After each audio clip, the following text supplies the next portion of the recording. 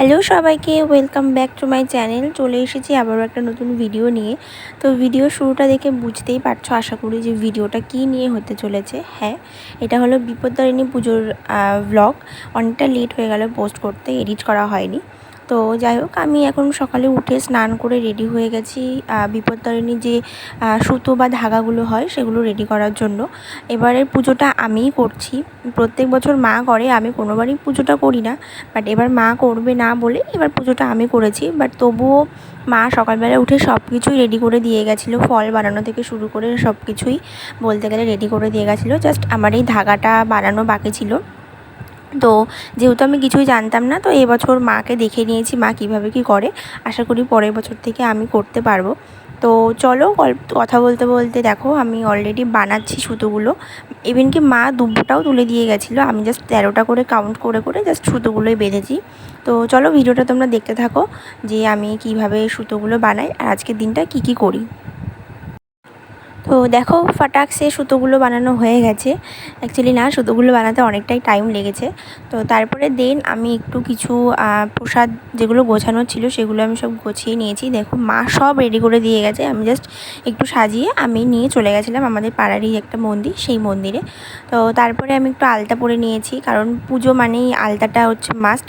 আমি প্রত্যেক সময় পরি, পুজো মানেই আমার শাড়ি আর আলতাটা পরা লাগবেই। তো আলতাটা এখানে ঝটপট করে পরে নিই, আর আলতাটা আমি পরতে অসম্ভব ভালোবাসি আর কি। তো দেখো কত সুন্দর লাগছে আলতাটা পরে পাটা।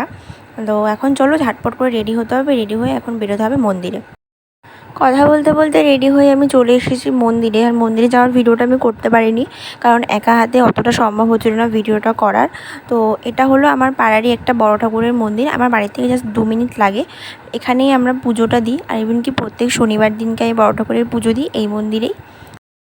তারপর কিছুক্ষণ পর পুরোহিত মশাই এলেন, উনি পুজো টুজো করে শুরু হয়ে গেছে অঞ্জলি। তো এখানে ক্যামেরাটা অ্যাকচুয়ালি ঠিক আলোটা পড়ছিলো বলে ভিডিওটা আমি ঠিকভাবে করতে পারিনি, তবু যেটুকু পেরেছি আমি করার চেষ্টা করেছি। আর এখানে সবাই আমাদের মানে আমার মা, আমি, আমার মামি সবাই ছিল এখানে। আর পাড়ারও অনেক কাকিমারা ছিল, তারা সবাই পুজো দিচ্ছিলো। তো আমরা এখন ভালোভাবে অঞ্জলিটা দিতে থাকি, আর তোমরা ততক্ষণ ভিডিওটা ভালোভাবে দেখতে থাকো।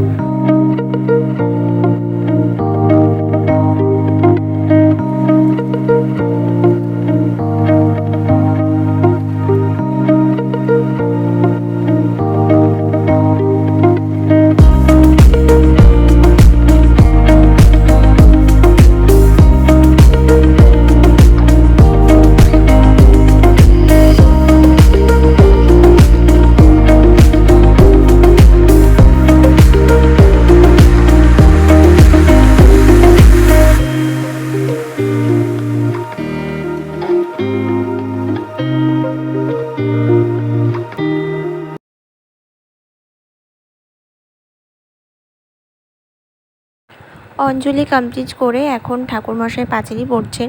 উনি পাঁচালি পড়ার পর দেন হবে আরতি। আর এখানে দেখো আমার মা স্কুল থেকে চলে এসেছে, আর পাশে আমার একটা কাকিমা আর আমার মামি। তো তারপর ঠাকুরমশাই পাঁচালি পড়ে করলেন আরতি।